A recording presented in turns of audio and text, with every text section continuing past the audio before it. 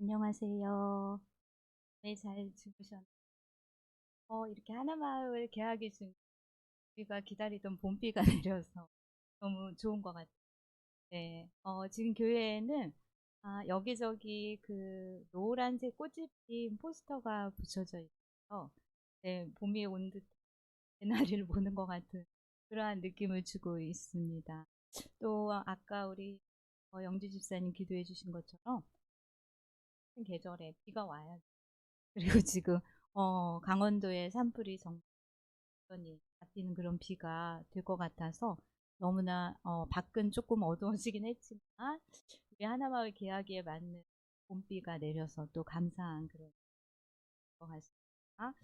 어제 강의를 좀 요약을 하려고 제가 써가지고 왔는데 우리 그 안진규 선교사님 영주 집사님이 찬양가 기도 중에 너무너무 요약을 잘 해주셔가지고 제가 그냥 넘어가려고 합니다. 어제 강의를 많이 들으셨더라고요. 아니 어떻게 그렇게 오지도 못했는데 우리 우리 장옥비 사모님께서 엄청나게 요약을 잘하신 것 같아요. 감사합니다. 어제 우리 강의 중에 이제 주님의 은혜를 우리가 기억하는 시간을 가졌었고, 그 다음에 우리 안에 있는 감추어진 고통스러운 기억을 우리가 마주하는 그런 작업을 조금 했습니다. 오늘 제가 강의하고자 하는 주제인 수치심은 그 고통스러운 기억에서 상당히 깊고 가장 근본적인 것 중에 하나이면서 우리 내면을 사실은 꽉 잡고 우리를 주장하고 있는 그러한 내면의 부분 혹은 문제, 우리의 감정이라고 할 수가 있겠습니다. 오늘 제가 그 설교하는 거는요.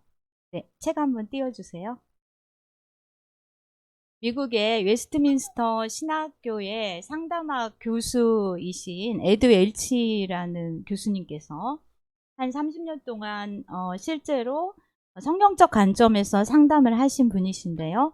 이분이 쓴 수치심이라는 책을 제가 조금 제 식으로 간단하게 요약해서 여러분에게 설교하려고 합니다.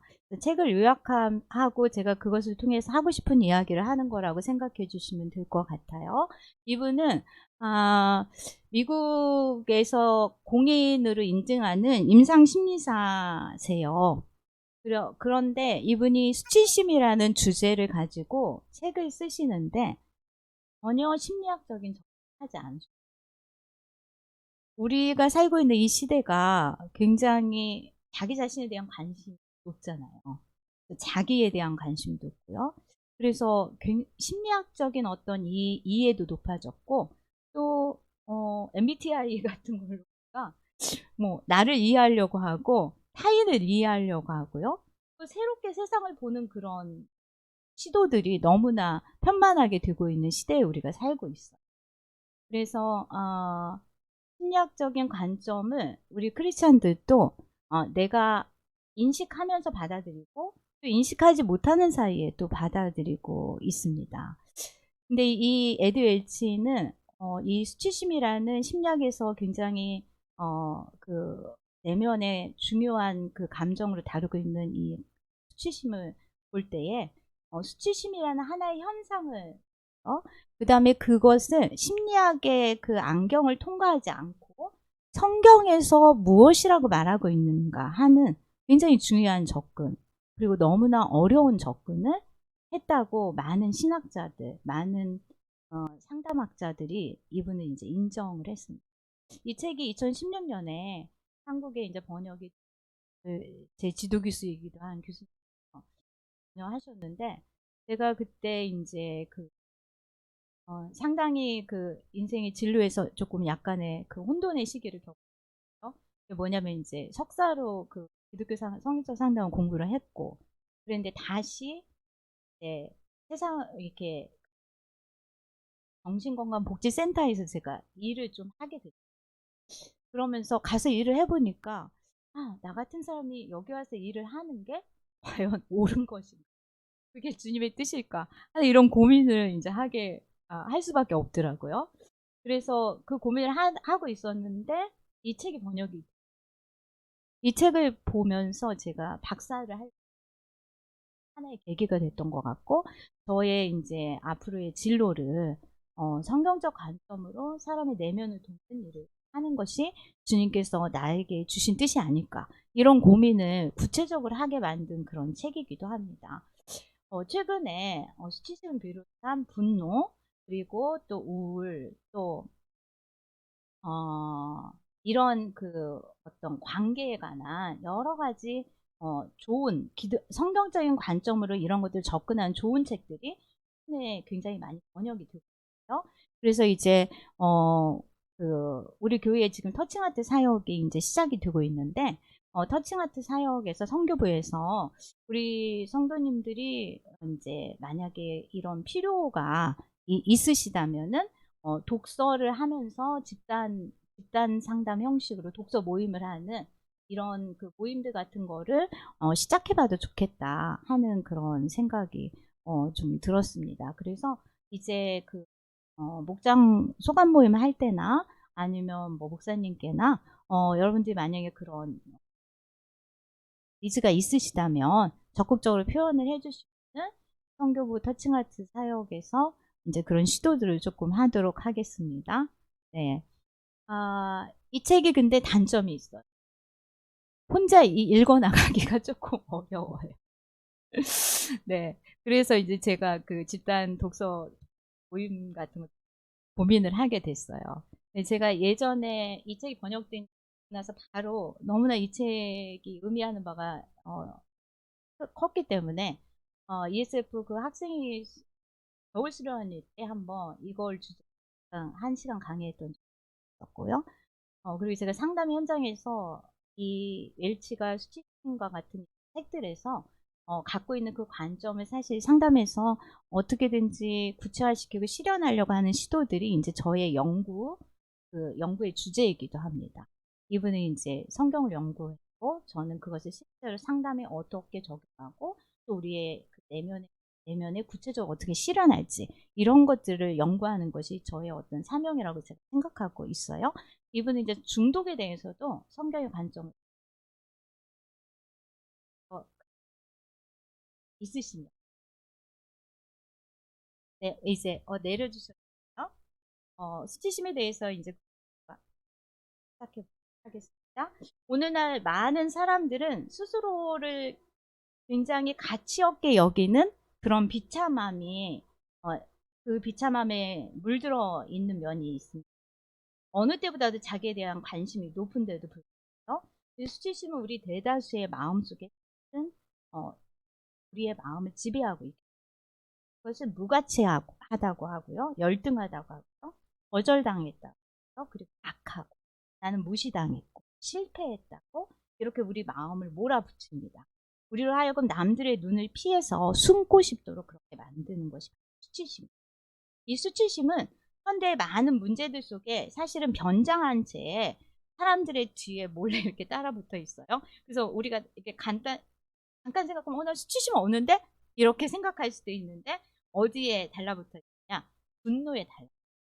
내가 수치심을 느낄 때 우리는 내가 너무 수치심을 느껴 이렇게 나 자신에 대해 느낄 수도 있지만 어떤 경우에는요 화를 내기도. 그래서 남을 공격해. 내가 수치심을 느낄 때. 그리고 공포 뒤에 숨어 있습니다. 또 불안, 그리고 또 죄의식 속에 숨어 있습니다. 수치심과 죄의식은 상당히 이렇게 옆에 이렇게 붙어 있어요. 근데 조금 분리를 해보자면 죄의식은 죄책감은 내가 한 어떤 행위에 대한 부분이라고 볼 수 있고요. 수치심은 나라는 존재에 대한 감정이라고 볼 수가 있어요. 그래서 내가 예를 들어서 거짓말을 했어. 그럼 나 잘못했어. 내가 왜 거짓말을 했지? 내가 이렇게 하는 거는 죄책감이. 내가 거짓말을 했는데 너는 정말 어쩔 수 없다. 네가 그렇지. 이렇게 하는 거는 수치심인 거예요. 그런데 우리가 수치심을 감추기 위해서 죄책감을 사용할 때가 있어요. 그래가지고 제가 그거 잘못했어요. 제가 맞아요. 그거 제 잘못이에요. 이렇게 굉장히 나이스하게 반응을 하는 것 같지만 그 죄책감 뒤에 수치심이 있을 때 우리가 과도하게 죄책감을 표현하게 된다는 거죠. 그래서 수치심은 우리가 저질렀거나 혹은 우리에게 외부에서 나에게 가해졌거나 수치심이 어떤 타인이나 집단이나 국가가 나에게 무엇인가를 행사했을 때 수치심을 우리가 느끼죠. 또는 나와 관계된 어떤 것으로 인해서 우리에게 받아들여지지 않는 깊은 감정 혹은 까발려지고 드러나고 창피한 그런 느낌이 바로 수치심입니다. 좀 더 정확하게 표현하자면 거절감으로 인한 감정이다. 이렇게 할 수도 있어요. 이 거절감은 여러 가지 감정을 복합적으로 유발시키는 상처인데요. 그런 거절감이 주는 상처 중 하나가 수치심이고요. 수치심은 자기 존재에 대한 감정에서 굉장히 고통스럽고 회복하기 어려운 상처로 우리 안에 남아 있습니다. 그래서 조식도 따라오고. 그래서 이 수치심은 이렇게 숨어가지고요. 결정적으로 하나님의 사랑과 용서 혹은 주님의 구원을 믿지 못하게 방해를 하는 방해꾼 발전합니다.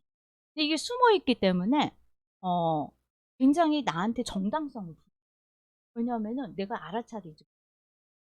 주님 믿을 수 없어요. 주님이 나를 언제 사랑하셨어요? 나를 용서하신다는 걸 제가 어떻게 알아요? 이렇게 하면서 수치심은 하나님을 믿지 못하는 방해꾼으로 작용을 합니다. 이 수치심의 특징을 몇 가지 살펴보면요. 먼저 수치심은 삶을 좌우할 정도로 굉장히 끈질깁니다. 우리 안에서. 한번 마음속에 자리를 잡으면요. 이 수치심은 상당히 오랫동안 떠나지 않는 그런 불법 거주자예요.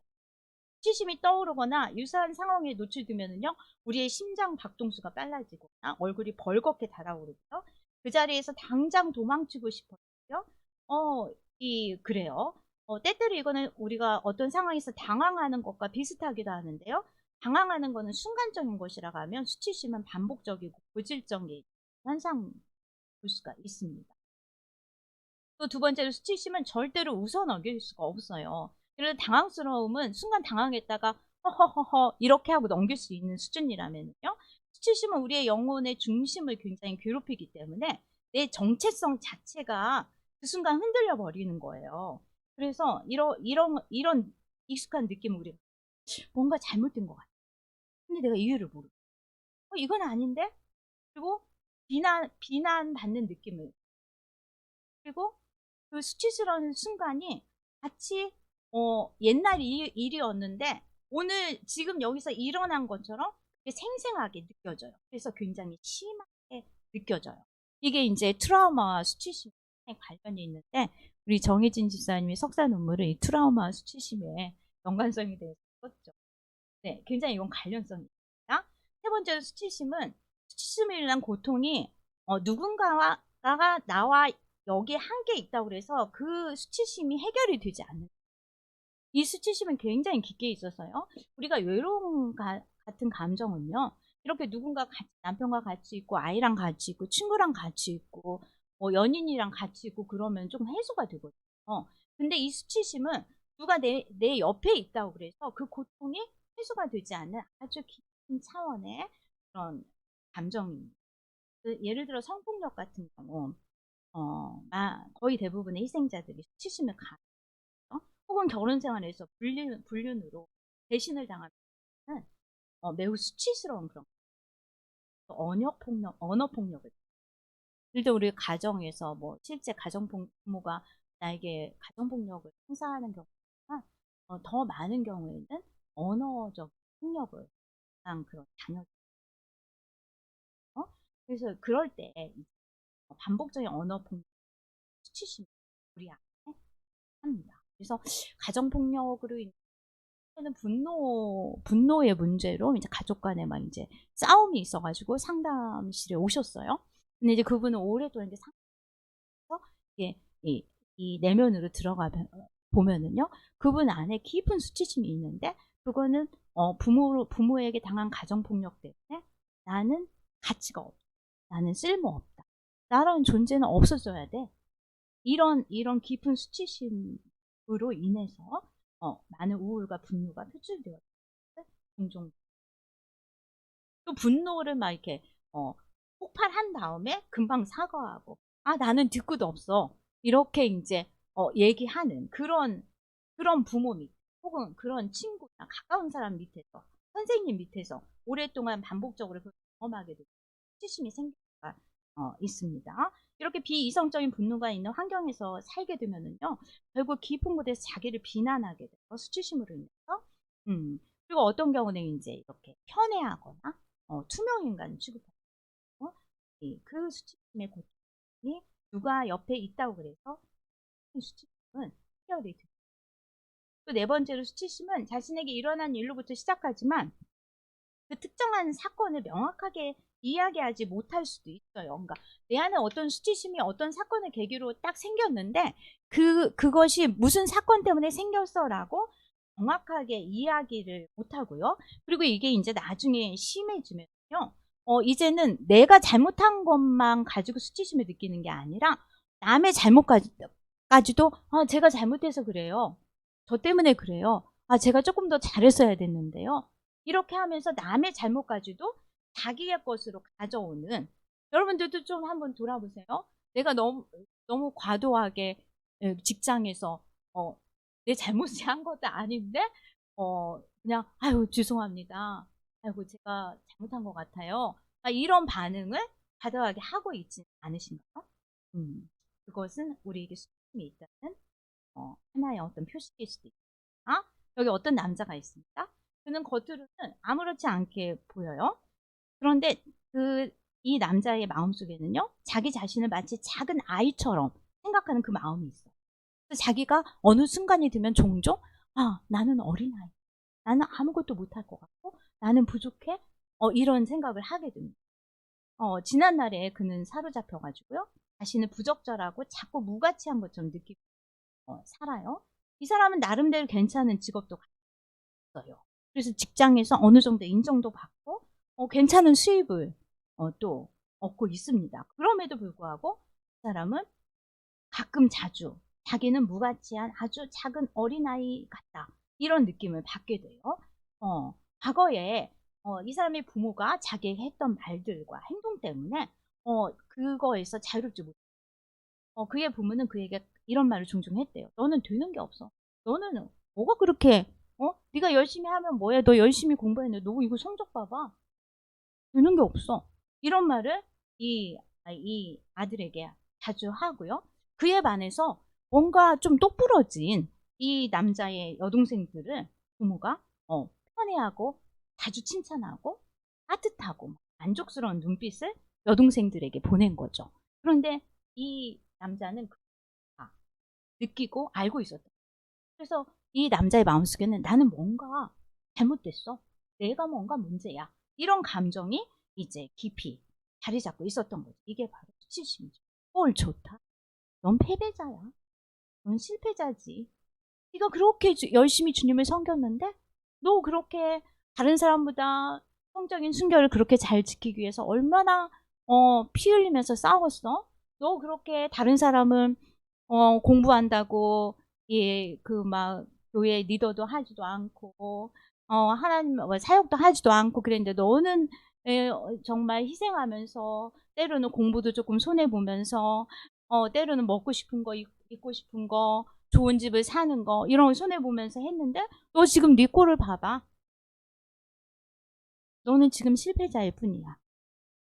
이런 깊은 수치심, 이것이 바로 너는 거절당했어? 또 그렇잖아. 네 남자친구 처음엔 너한테 뿅 가가지고 모든 남자들이 너한테 좋다고 오지만 결정적인 순간에 너를 떠났잖아. 몇 년 전에도 그렇고 이번에도 그랬어. 너는 실수 그 자체야. 너는 버림받아. 이런 것들이 수치심이 우리. 반대로 우리가 무언가를 할 때도 수치심을 느끼고 무언가를 하지 않았을 때도 수치심을 느끼고요. 내가 하지 않았을 때도 수치심을 느낍니다. 예를 들어 옳다고 생각하는 무언가를 하지 않으면요, 나는 그것도 안 한 사람이야 라고 내 자신에 대해서 무가치하게 느낀다는 거죠. 또 중요한 타인이 나에게 마땅히 해줘야 되는 어떤 것을 하지 않아도요, 우리는 수치심을 느낍니다. 가족들 중에서도 항상 소외감을 느낀 사람들이 있을 수 있어요. 그럴 때 나를 투명인간 취급, 이럴 때 우리가 수치심은 낮은 자존감하고도 상당히 관련성이 많은데요. 수치심을 낮은 자존감으로 이해할 수 있는데, 이럴 경우 이 수치심은 사방에서 아주 더 폭발적으로 많이 볼 수가 있어요. 나는 태어나면서부터 출생증명서에 무가치하고 패배주의자라고 새겨져 있어. 이런 생각들이 우리 안에 깊이 따라 있는 거죠. 혹은 좋은 성적, 평균 이상의 수입, 아름다운 스포츠카, 이런 것으로 이 낮은 자존감을 우리가 몰아내 보려고 노력하잖아요. 공부를 못한 사람은 공부를 열심히 해서 좋은 직장에 취직을 하고 해서 이 수치심을 몰아내려고, 낮은 자존감을 몰아내려고 하는데요. 이것들이 소용이 없어요. 계속해서 수치심 말아. 그래봤자 소용없어. 이런 것들이 우리 안에 깊은 곳에서 아직도 자리 잡고 있습니다. 그래서 오늘은 이제 사실 우리가 예수님을 만나고 혹은 우리가 인생을 살아오면서 조금씩 더 건강해지고 그러면서 이 수치심을 조금 벗어버린 경험들이 있으실 거예요. 그런데 이제 오늘 제가 여러분들과 같이 저 또한 도전하고 싶은 건 뭐냐면은, 오늘 이 시점에서 다시 한번 내 안에 아직도 살아남아 있는 이 수치심을 구체적으로 드러내고 그 수치심을 직면해서 이전보다 오늘보다 더 한 걸음 더 예수님 앞에서 이 수치심을 해결하는 그러한 시간이 되었으면 좋겠습니다. 한국의 체면 문화 속에도 수치심이 굉장히 많이 자리 잡고 있어요. 그래서 이렇게 해야 된다. 이렇게 하지 않으면 안 돼. 사람들이 너를 그 흉을 볼 거야. 너를 비난할 거야. 이런 문화가 또 한국 문화에 있습니다. 수치심과 연결된 세 가지 경험을 좀 정리를 해보면요. 하나는 버림받았다는 기분이에요. 그래서 아무 곳에도 소속되지 못했다. 두 번째로는 창피한 건데 벌거벗은 느낌. 사람들 앞에 뭔가 은밀한 나만의 그것이 드러난 느낌. 이런 느낌. 세 번째는 더럽혀졌다는 느낌이에요. 뭔가 잘못되고 내가 오염되었다. 예를 들어서 성추행을 당한 사람 같은 경우에 이런 느낌이 가질 수 있고요. 이제 굉장히 어렸을 때 가난한 사람 같은 경우에요. 어떤 가난의 그런 어떤 부끄러움이 또 상당히 있을 수 있고요. 또 너무 가난해서 지하 방에서 어린 시절을 오랫동안 살았던 사람인데, 그 지하 방에 바퀴벌레와 그 벌레들이 굉장히 많이 이제 살았었대요. 그런데 어느 날 그 바퀴벌레가 마치 자기 자신인 것 같은 그런 느낌을 이제 받게 되는 거예요. 그래서 나는 이 바퀴벌레 같은 존재야. 이런 이제 더러운 느낌을 받게 됩니다. 수치심은 이 세 가지. 그래서 이 치유의 시작은 바로 수치심을 노출시키는 거예요. 한번 여러분들 안에 지금도 여전히 존재하고 있는 그 수치심을 한번 어떤 것인지 이 시간 한번 속으로 한번 문장으로 스스로에게 한번 얘기해 보세요. 벌거벗겨 버림받고 소외된 느낌, 소속되지 못한 느낌인지, 아니면 더럽혀진 느낌, 내가 쓸모없고 하찮은 존재, 내가 할 것을 하지 못했다고 하는 스스로 이 시간에 그 수치심을 한번 이야기. 이제 본격적으로 성경으로 우리가 좀 들어가겠습니다. 그러면 성경은 이 수치심에 대해서 무엇이라고 얘기하나? 첫 번째로 예수님 이전에 구약 시대에는 이 수치심을 어떻게 보았는가 하는 거를 에드 웰치가 매우 성경신학적인 설명을 잘 하고 있어요. 성경에서 첫 번째 그 수치심이 표현이 된 그 말씀이 어디일까요? 네, 창세기인데요. 창세기 2장 25절에 보면은 아담과 그의 아내 두 사람이 벌거벗었으나 부끄러워하지 아니하였다. 이렇게 표현하고 있어요. 그러니까 본래 하나님이 창조하신 사람은요, 벌거벗었지만 부끄러워하지 않는 존재였거든요. 수치심이 없는 존재였어요. 그런데 지금 나윤성 사님이 얘기해 준 것처럼 처음으로 인간이 수치심을 느낀 거는 창세기 3장에 나오는데요. 이제 선악과를 따먹고 그들이 자기가 옷을 입지 않았다는 걸 알게 되죠. 그래가지고 그 수치심을 이제 본능적으로 가르려고 무화과 잎을 엮어서 치마를 만들어가지고 이렇게 이 주요 부위를 가르게 됩니다. 그리고는 이제 하나님이 나타나시니까요. 어떻게 했냐면요. 하나님을 피해요. 낯을 피해가지고 이제 숨어버립니다. 그리고 이제 숨어서 하나님에게서 도망가는 그런 모습 보여줘요. 인간이 하나님을 버리고 죄를 짓자 인간에게 제일 먼저 들어온 감정이 바로 수치심이라고 볼 수가 있거든요. 나는 무엇인가 이거를 본능적으로 알게 되는 거예요. 왜냐하면 하나님이 우리한테 우리가 그걸 드는 것이죠. 그 다음에 이제 성경에서 수치심을 상징하는 그런 그 구약에서 모습이 바로 버림받은 자에 대한 모습이에요. 여러 가지 그 버림받은 자의 모습이 성경에는 나오는데요. 그 중에 하나만 보면은 바로 창세기의 하갈의 모습. 하갈은 그 종이었죠. 그리고 아브라함의 정부인이 아니었어요. 사라가 아이를 임신하지 못하자 어쩌면은 사라의 역할을 대신하기 위해서 이렇게 종이 대신 이제 아브라함과 동침했는데요.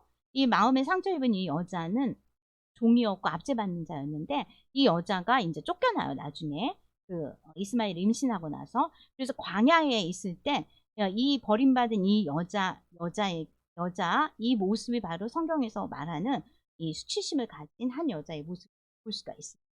이 여인에게 하나님께서 나타나시죠. 그 다음에 성경에서 이 수치심을 표현하는 것은 바로 정결과 부정, 거룩함과 속됨의 개념인데요. 성경에는 이 부정한 것에 대한 말씀이 굉장히 많이 나오잖아요. 뭐 우리가 내위기 그 언약과 이런 것의 율법에 보면은 부정한 것을 하나님은 너무너무 싫어하세요.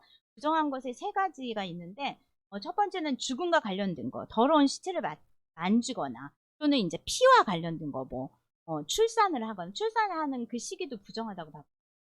여성의 이제 생리기간도 부정하다고 봐요. 우리가 어제 말씀 기반 이해한 기법 이렇게 묵상한 그 말씀 중에 혈류증 앓는 여인의 말씀이 있었는데요. 그 여인도 사실은 부정한 그런 상태였던 거죠. 그리고 또 부정한 거는 뭐가 있냐면 우상 숭배한 거. 그래서 우상 숭배할 때 이방 종교들이 이제 짐승을 이렇게 해가지고 잡아서 먹었잖아요. 그 부정한 짐승들이 짐승을 이제 먹지 말라고 하나님께서 이스라엘 백성들이 얘기를 했어요. 그 다음에 하나님께서 계획하신 질서를 위반하는 것이 이제 부정한 거예요. 예를 들면 피부병 같은 것도 그렇게 봤어요. 그래서 이따가 우리가 살펴볼 건데 문둥병자 같은 경우 굉장히 부정해서요. 집 밖에서 거주를 했잖아요. 가까이 하나님께로 올 수 없었거든요. 그 다음에 이제 성범죄 같은 것도 이제 부정한 것을 했어요. 그런데 이런 그 정결과 부정, 거룩함과 속됨의 개념이 구약 성경에는 나와 있습니다. 오직 정결하고 순전하고 오염되지 않은 올바른 사람들만이 하나님을 만날 수 있었던, 하나님의 임재의 장소에 성전에 오갈 수 있었던 거예요. 그래 이 정결이란 말은 그 히브리어로 평화라는 의미가 있다고 하거든요. 그러니까 정결하다는 것은 곧 하나님과 통한다, 평화를 이룬다, 이런 개념이 있는 거예요. 그래서 이제 이스라엘 백성들이 보통 때는 정결하지 못할 수 있잖아요. 그래서 성전에 가기 위해서 우리가 아는 대로 제물을 가지고 가서 정결 의식을 이제 행해야 되죠. 그래서 거룩하기 위해서 거룩하기 위해서는 이제 우리의 그 부정한 것이 씻겨져야 하는 거잖아요. 그래서 제사장과 같은 극히 소수의 사람들이 이 정결하게 되고 거룩하게 돼서 하나님의 성막의 그 지성소에 들어갈 수 있게 되었던 거예요. 하나님께서는 이제 하나님 택하신 백성들이 거룩하기를 원하셨거든요. 근데 이제 그 거룩함이 계속 지속될 수는 없었고 짐승의 피를 통해서 일시적으로 그 더러움이 이제 해결이 되는 그런 것으로 하나님께서 구약에서는 그 수치심을 해결을 하셨습니다. 그런데 이제 아까 우리가 잠깐 살펴본 창세기 3장에서 이제 아담과 하와가 죄를 범하고 수치심을 느껴가지고 무화과 나뭇잎을 이제 엮어서 옷을 만들었는데요.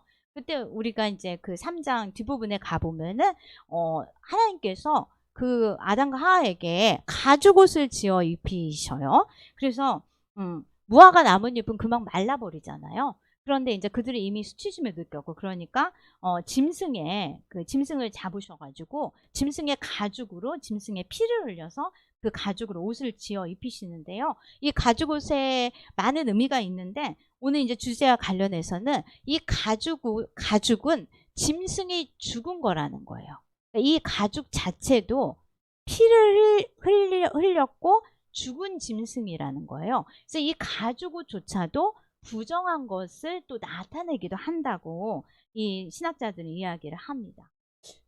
하나님께서 또 구약에서 이 옷을 만들어주는 부분이 또 있어요. 또 하나는 뭐냐면 출애굽기 28장에 보면은 제사장의 옷을 만드는 부분이 굉장히 상세하게 나와요. 지금 우리 목사님들은 특별히 무슨 목회자의 그 옷이 없잖아요. 전 가끔 그게 좀 있어도 좋겠다 이런 생각도 가끔 들 때가 있어요.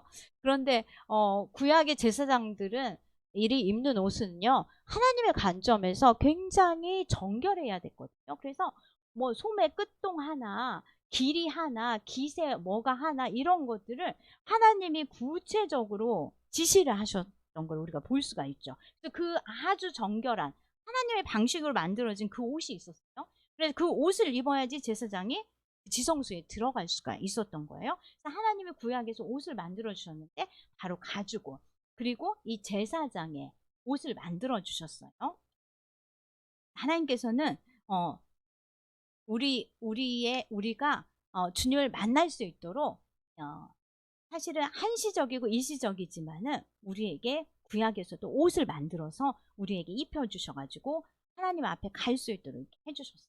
또 하나님의 구약에서 우리를 만져주시고 씻겨주시는 부분도 나와요. 예를 들면 이사야 6장에서 보면은 이사야가 하나님의 그 영광스러운 그 놀라운 임재 앞에서 어떤 기도를 하냐면은, 주님 제가 너무나 범죄했어요. 주님의 숯불로 제 입술을 찢어주세요. 이런 기도를 해요. 그때 주님께서 어떻게 하세요?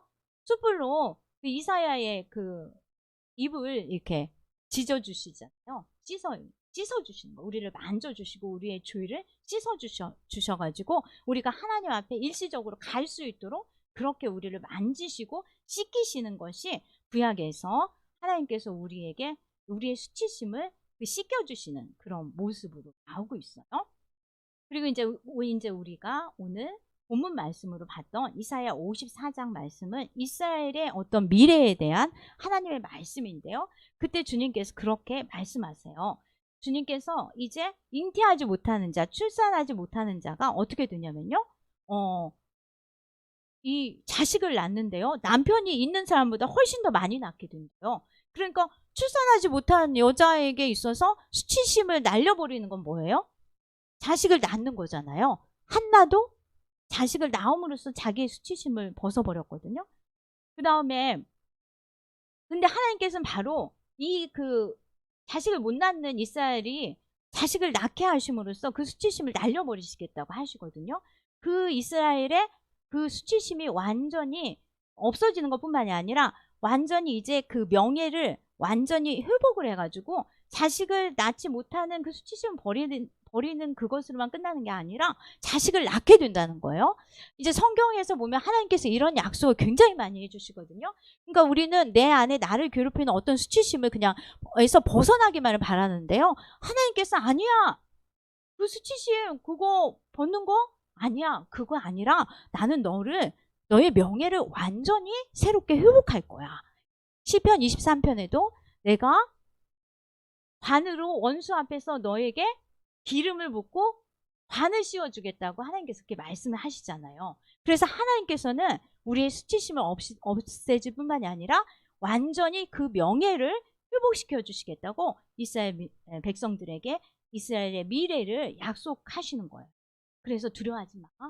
너 이제 앞으로는 수치를 당하지 않아? 네가 부끄러워하지 않아? 네가 젊었을 때 가졌던 그 수치, 과부의 수치, 이혼한 사람의 수치, 뭐 내 몸에 장애가 있는 거, 내 몸에 어떤 불결하고 혹은 남이 볼 때 정말 예쁠 수가 없는 그런 것 때문에 우리가 수치심을 가질 수도 있는데요. 그런 수치 완전히 회복해서 이제 너는 수치심을 느끼지 않을 뿐만이 아니라 너의 명예를 완전히 회복할 거야. 이게 구약에서 하나님께서 이스라엘 백성에게 약속하신 수치심에 대한 주님의 처방이었어요. 이제 예수님에게로 우리가 가보겠습니다. 수치심에 대해 성경이 이야기하는 모든 것은 예수님께로 이렇게 수렴돼요. 모두가 우리가 이 웰치가 굉장히 탁월한 것이 뭐냐면은 웰치가 수치심을 연구했는데요. 결국 웰치의 수치심의 연구는요. 예수님에게로 오고 있어요. 그러니까 이 성경에서 수치심을 쭉 연구를 웰치가 했는데 결국 그 웰치의 수치심의 연구는 예수님에게로 오게 된 거예요. 성경에서 말하는 모든 수치심은 바로 예수님께로 수렴되고 있다는 거죠. 예수님의 탄생에서부터 십자가에 못 박히심까지 세상에서의 모든 수치가 가장 집약된 형태로 예수 그리스도 그분에게 정제되어서 지금 오고 있어요. 예수님은 무시와 수모를 당하셨고 벌거벗겨진 죄인과 같이 되셨고 가장 가까운 사람들로부터 버림을 받으셨죠. 예수님의 십자가에 못 박히심은 그분이 탄생하신 순간부터 아주 자원에서 쌓아온 어떤 수치의 당연한 결과였어. 예수님이 이 수치를 스스로 선택하셨어요. 첫 번째로 어떻게 하셨죠? 예수님의 탄생, 수치스러운 출발이었어요. 앞뒤가 맞지가 않아요. 세상을 구원하기 위한 왕으로 오시는데 예수님은 가장 낮은, 가장 평범한, 그 당시에 평범한 사람들이 가지고 있었던 그 그 신생아가 태어나서 누울 만한 그런 방 한 칸이 없는 그런 더 누추한 가장 그 시대의 평범한 사람들보다 더 누추한 그 마구간에 예수님께 태어나셨거든요. 아까 잠깐 얘기를 했지만 수치심은요. 내가 다른 사람과 비교해서 뭔가 부족할 때 다른 사람의 시선을 내가 느끼는 거예요. 쟤는 가난해. 쟤는 이렇게 여기까지 왔는데 저렇게 머리가 안 좋고 일을 못할 수가 있어. 쟤는 왜 이렇게 영어를 못해? 진짜 제대로 여기 들어온 거 맞아? 쟤는? 이런 식으로 우리가 다른 사람보다 내가 못할 때 수치심을 굉장히 느껴요. 내 나이에 집 없는 사람이 어디 있어? 집이 없을 때. 내 나이에 이 정도의 돈은 있어야 돼. 지금 다른 사람은 취업을 했는데 나는 아직 취업 못하고 있어? 이럴 때 우리는 수치심을 느끼는데요. 바로 예수님은 그 당시에 가장 평범한, 가장 서민인 사람들이 가지고 있었던 이런 그 아이가 누일 그 고차도 방 한 칸이 없는 그 아주 더 누추한 이 세상에 어느 누구도 예수님보다 더 수치스럽게 이 세상에 태어날 수 없다는 것을 마치 보여주시려고 하신 것처럼 그렇게 가장 누추한 자리에 태어나시는 것을 볼 수가 있어요. 그리고 신약성경 보면은 예수님에게는요. 그 구약에 부정한 거, 막 속된 거 그래가지고 하나님께로 가까이 오지 못해가지고 운동병자들 집 밖에서 생활해야 됐죠. 부정한 여인 돌아다닐 수 없었죠. 이런 사람들이 예수님 앞에서는 막 그 사람들이 예수님께 그냥 와요. 그리고 어떤 경우는 예수님이 그 사람들에게 막 가세요. 그 경계가 되게 모호해지는 것을 볼 수가 있어요. 그리고 어떤 때 수로보니게 여인 같은 경우는 이방인이잖아요. 그래서 예수님께서 그 여인이 막 귀신 들린 내 딸을 치료해 주세요 하니까 나는 이스라엘 잃어버린 자야 외에는 가지 않는다 막 하면서 그 여인을 핍박하는 것 같았는데 결국에 그 여인의 그 기도를 들어주시거든요. 근데 예수님 에게는 그 부정한 것과 속된 것과 거룩한 것과 정결한 것과 이 경계가 되게 있었는데 이스라엘 사회에는 분명히 존재했는데 그래서 막 바리새인이나 이런 사람들은 막 예수님이 세리의 조인이다 이런 막 별명으로 막 예수님 비난했는데 근데 예수님 앞에는요 그 사람들이 그 경계를 막 이렇게 뛰어넘어오는 막 뛰어넘어서 막 예수님 앞에 와가지고 막 예수님 막 저를 치료해 주세요 하기도 하고요. 혈루증 앓는 여인 같은 경우는 가가지고 막 예수님의 옷자락을, 사실 이게 율법상 만지면 안 되거든요. 부정한 여인이. 근데 그 옷자락을 만지기도 하고요. 또 어떤 경우는 예수님이요, 막 그 문둥병자를 가서 치료할 때 보면은 그냥 예수님이 어떤 사람을 치료해 주실 때 그냥 말로만 하시거든요. 너, 네 믿음이 너를 구한. 근데 그렇게 하지 않으시고요. 가서 만지시거든요. 만지시면서 일부러 가서 그 경계를 넘어서 예수님이 터치를 하시는 거예요. 터치를 하시면서 그 사람을 이렇게 치료를 해주시거든요. 그래서 예수님에게는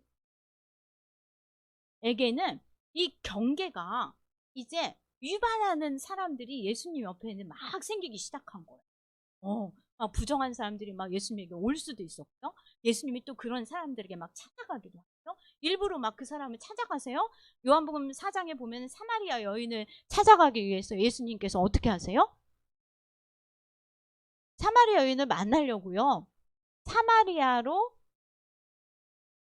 경유해야 하겠다. 이런 표현을 성경이 하고 있거든요. 그러니까 예수님은 굉장히 분명한 목적을 가지고 계신 거예요. 사마리아 여인에게, 부정한 이방 여인에게, 혼혈 그 여인에게, 더구나 그 여인은 정말 수치심으로 가득한 여인이었거든요. 정말로 부정한 여인이었거든요. 근데 그 여인 한 사람을 만나려고 예수님께서 작정을 하시고 그 경계를 넘어서 사마리아로 돌아서 이렇게 가시는 모습이 예수님에게서 보여주시는 거죠. 예수님은 그들을 만지면 안 되셨어요. 구약에서는. 왜냐하면은 부정해지니까. 근데 예수님은 그들을 만지셨어요. 그들을 만져가지고 그들을 치료를 하시는 거예요. 구약 성경에도요. 어떤 부분이 나오냐면은 이렇게 터치의 접촉이 중요한 의미가 있는데 레위기 16장에 보면은 이 염소에게 그 이제 나의 죄를 이렇게 정가를 하는 그 의식이 나와요. 그래서 이 터치를 통해 염소를 터치함을 통해서 내 죄를 염소에게 이렇게 정가를 해가지고요. 이제 그 염소가 내 대신 이제 죽는 거예요. 내 죄를 짊어지고. 그리고 이게 터치해서 내 죄를 정가하는 부분이 나와요. 또 엘리사 같은 경우는 죽은 아이를 살릴 때요. 눈과 코와 입과 이거를 죽은 아이에게 그대로 이렇게 접촉을 자기 몸을 해가지고 그 아이를 이렇게 살리는 이런 부분이 나와요.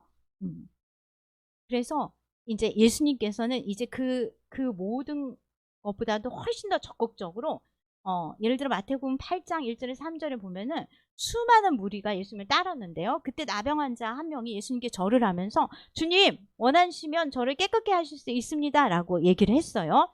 그러니까 예수님께서 그 수많은 사람들이 예수님을 따르고 있었는데 나병 환자가 주님께 하는 그 얘기에 반응을 하신 거예요. 그러니까 어떻게 보면 우리가 나병 환자가 예수님께 나온 것에 좀 더 집중하는 경향이 있었는데요. 많은 사람이 예수님께 나와가지고 예수님 저를 고쳐주세요. 예수님 우리 딸 고쳐주세요. 이렇게 하는 상황이었는데 그때 예수님이 그 나병 환자에게 주목을 하시는 거예요. 그 다음에 그 나병 환자에게 주목을 하신 다음에 손을 내밀어가지고 그에게 대시면서 깨끗함을 받으라 이렇게 하신 거예요. 의도적으로 예수님께서 누군가를 접촉하셨을 때 혹은 누군가가 의도적으로 예수님께 접촉했을 때 혈루증 앓는 여인처럼 그 안에 큰 역사가 일어나는 것을 예수님에게서 볼 수가 있어요. 이런 행동들을 통해서 예수님은 버림받은 수치심으로 가득한 사람들과 연대감을 보여주시면서 그들을 자신과 동일시하시고 계시는 것을 볼 수가 있어요. 의도적인 접촉에서 주고 받는 거래가 이루어진 거죠. 예수님을 만질 때 예수님에게서 능력이 그 접촉한 사람에게로 들어가는 거예요. 이것이 바로 하나님이 우리를 만지시는 복음인 거죠. 이것이 바로 우리가 손을 뻗어서 주님을 만지는 믿음인 거예요. 그래서 우리가 우리의 수치심을 가지고 주님 앞에 가서 주님 원하시면 저를 깨끗하게 하실 수 있습니다 라고 주님께 부르짖고 혈루증 앓는 여인처럼 주님의 옷자락만 만지면 나의 수치심이 해결될 것이다 하는 믿음을 가지고 조용히 가서 주님의 옷자락을 터치하고 또 주님께서 그런 문둥병자를 바라보시면서 그의 몸에 손을 대시고 터치하시면서 그를 치료하시는 이 접촉이 이루어질 때 우리의 믿음과 주님의 이 복음이 우리 안에서 교류가 일어나는 거예요. 그래서 그곳에 수치심이 치유가 되는 주님의 능력이 역사하는 것입니다. 바로 이 터치가 오늘 우리 가운데 우리가 주님께 나아가서 주님 원하시면 저를 깨끗게 하실 수 있습니다 하면서 주님의 옷자락을 만지고 주님은 또한 우리를 바라보시면서 우리를 터치하시면서 우리의 수치심을 치유하시는 그러한 역사가 오늘 우리 가운데 일어날 수 있는 것이죠. 예수님은 마지막으로 십자가에서 수치와 배신과 많은 포기를 경험하셨어요. 예수님께서는 마치 우리에게 이렇게 얘기하시는 것 같아요. 내가 너의 죄와 수치심을 가져갈 테니 너는 내 의와 거룩함을 받아라. 예수님은 죄와 수치심의 무게를 지고 십자가로 가셨습니다. 이 과정에서 가장 가까이에서 예수님을 사랑하고 돌보고 부축하고 슬퍼하고 위로해야 될 것만 같다는 제자들이 다 예수님을 버리고 도망했습니다. 모두가 도망갔어요. 가장 극한의 상황에서 예수님은 고립되었고 버림받았어요. 바로 수치심의 모습이에요. 주님이 수치심을 가장 극심하게 겪었던 그 십자가에서 예수님은 진짜로 혼자 남았어요. 아까 얘기한 것처럼 수치심은 누가 같이 있는다고 그래서 해결되지 않아요. 수치심은 바로 예수님이 십자가에서 경험하신 이 수치심과 같은 거예요. 진짜로 가장 고통스러운 그 시간에 혼자 고립되었고 버림받으신 거죠. 수치를 당하는 사람은 힘이 없어요. 종교 지도자들, 군중들, 군인들은 말로 예수님을 비난하고 조롱하고 신체에 폭력을 가하고 침을 뱉으면서 예수님을 수치 속에 완전히 극한의 수치 속으로 예수님을 몰아넣었죠. 마치 짐승을 대하듯. 마치 아우슈비츠 그 수용소에서 유태인들이 독일군에게 짐승처럼 그렇게 했던 것처럼 예수님이 그렇게 극한의 수치 속에 홀로 고립되어서 십자가를 지셨습니다. 십자가는 이렇게 무가치한 자들을 위해서 예수님이 스스로 무가치해지는 그런 곳이라고 할 수가 있어요. 수치심은 어떤 거죠? 하나님의 아들이 오해받고 욕을 당하시고 배신당하고 거절당하고 조롱당하고 침뱉음을 당하고 저주받고 버림받고 발가벗겨지고 십자가에 못 박히는 그것이 바로 수치심이에요. 바로 예수님께서 십자가에서 이 수치심을 세상의 그 어느 누구의 수치심, 이보다 더 극한에 처할 수 없는 그 수치심을 다 짊어지시고 예수님께서 십자가에서 우리의 수치심을 지시고 가셨습니다. 히브리서 4장 15절에 16절에 우리에게 있는 대제사장은 예수님은 우리의 연약함을 동정하지 못하시니까 아니고 모든 일에 우리와 똑같이 시험을 받으신 이로되 죄는 없으시니라. 그러므로 우리는 긍휼하심을 받고 때를 따라 돕는 은혜를 얻기 위해서 은혜의 보좌 앞에 담대히 나가요. 예수님께서는 가장 극한의 수치심을 경험하셨기 때문에 어떠한 수치심도 예수님 앞에서 이해되지 못할 수치심이 없습니다. 이제 우리가 본문 말씀으로 봤던 누가복음 15장에 잠깐 가보겠습니다. 누가복음 15장에서 우리가 잘 아는 탕자의 비유예요. 둘째 아들이 아버지의 재산을 떼어달라고 그래가지고 집을 나가서 재산을 다 탕진하고 이제 남의 그 돼지우리에서 돼지들이 먹는 쥐업 열매를 먹고 있다가 내 아버지 집에 돌아가서 내가 종놀이를 해야 되겠다 하고 돌아왔어. 근데 우리가 읽은 누가복음 15장 22절에서 24절에 보면요. 그 아버지가 그 아들을 대하는데요. 제일 좋은 옷으로 내어다가 손에 가락지를 끼우고 발에 신발을 신기고 이렇게 그 아들을 대합니다. 자, 이 아들이 어떠한 행동을 하고 아들의 명예를 회복하기 위한 아들의 자격을 회복하기 위한 어떤 집에 와서 농사를 지었다든지 아버지의 말씀을 일정 기간 동안 잘 듣는 행위를 했다든지 그런 걸 전혀 하지 않은 상태. 단지 아버지에게 돌아왔을 때 아버지는 그의 죄를 다 용서하고 그에게 금가락지와 좋은 옷을 입혀서 아들의 자리에 그를 앉혀주고 있습니다. 이것은 마치 예수님께서 우리의 수치심을 다 가져가시고 예수님께서 우리가 어떠한 예수님의 하나님의 그 자녀로서의 어떠한 행위를 하기 이전에 우리에게 하나님의 자녀의 그 옷을 입혀주시는 것과 똑같다는 거예요. 그래서 우리가 무엇을 해서가 아니라 예수님께서 십자가에서 우리의 수치심을 다 가져가셨기 때문에 하나님의 자녀의 그 명예, 그 권세를 우리가 받게 된 거예요. 자, 이제 우리가 허리를 펴고 어깨를 펴고 자, 당당하게 앞을 내다보면서 나는 하나님의 자녀다. 나는 하나님의 자녀의 명예를 가졌다. 나는 예수 그리스도로의 옷을 입었다. 이렇게 우리가 이제 예수님의 십자가의 수치심을 우리가 받아들이고 예수님 앞에서 당당하게 허리를 펴고 한번 각자 얘기해 볼까요? 나는 하나님의 자녀의 권세, 하나님의 자녀의 명예를 얻었다. 나는 예수 그리스도로 새로운 옷을 입었다. 나는 수치심을 벗고 예수 그리스도로 새로운 옷을 입었다. 내가 한 어떤 행위와 전혀 상관없는 거예요. 그럴 때 우리가 아까 구약에서 제사장의 옷을 하나님께서 구체적으로 알려주셨잖아요. 우리는 어떤 사람이죠? 베드로전서 2장에 보면 우리는 왕같은 제사장.